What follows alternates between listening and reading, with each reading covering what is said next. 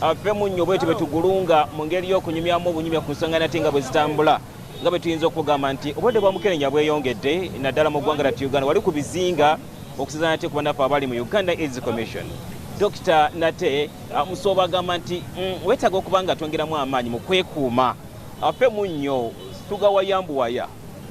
Akulira ekitongole kya gavumenti ekirwanyisa akawuka ka mukenenya ekya Uganda AIDS Commission, Dr. Nelson Musoba alambise ng'ebitundu ebisangibwa mu bizinga nga bye bikyasinze okutawanyizibwa akawuka kano ekitadde obulamu bw'abantu mu matigga. Dr. Nelson okwogera bino abadde ku ssengejjero ly'amawulire erya Uganda Media Center. The island districts, the Sese Islands or Kalangala district shows some of the highest prevalence to as high as 18-17%.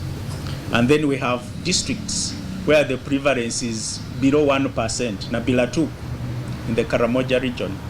And the West Nile region also shows a very low HIV prevalence.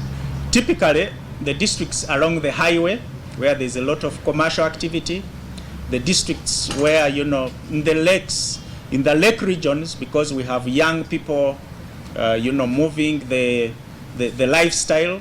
Dr. Nelson agamba nti gavumenti essaamu obuwumbi 150 buli mwaka ate nga ntono okusinziira ku bwetaavu ng'ekisinze okuluma be bagabirizi ab'obuyambi okukendeera. Dedicated to HIV and AIDS, and that is what the Minister of Finance puts in when you remove what I have told you, and that when you convert to the routine needs, it's about less than 15% of the total requirement.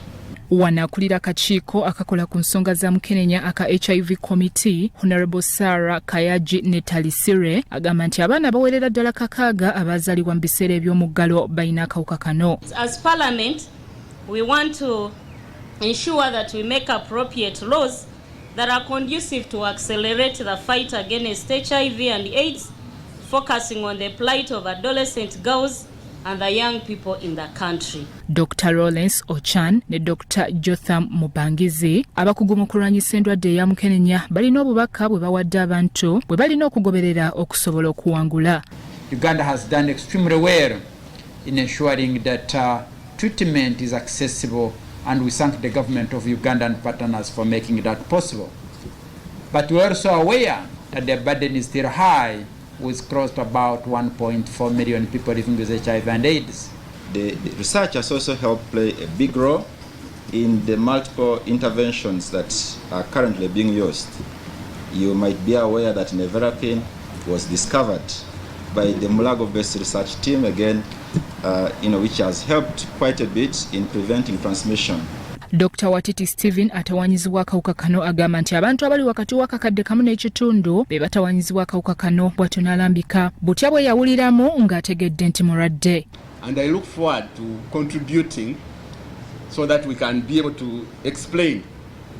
I can go back and explain to my mother in Lumasaba and he say, that's what you mean. Because unless we understand this knowledge and be able to talk to our mothers in our local tongues, Luganda, Lumasaba, Nyankore, Luchiga, Acholi and others, then we shall continue having new infections, we shall continue for dying.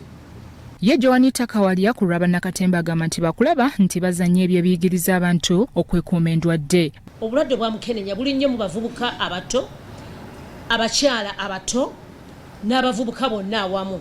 Nkakasa nti banayongera okutulambika oba oliawo bannabitone abapya ate era abato abali mu kuyiiya kati bajja kwongera okubeera nga balina kye bayize basobole okuyiiya oba oliawo ekinayongera okuyamba. Bya Ora Gabriel, Salt TV, Omunyo.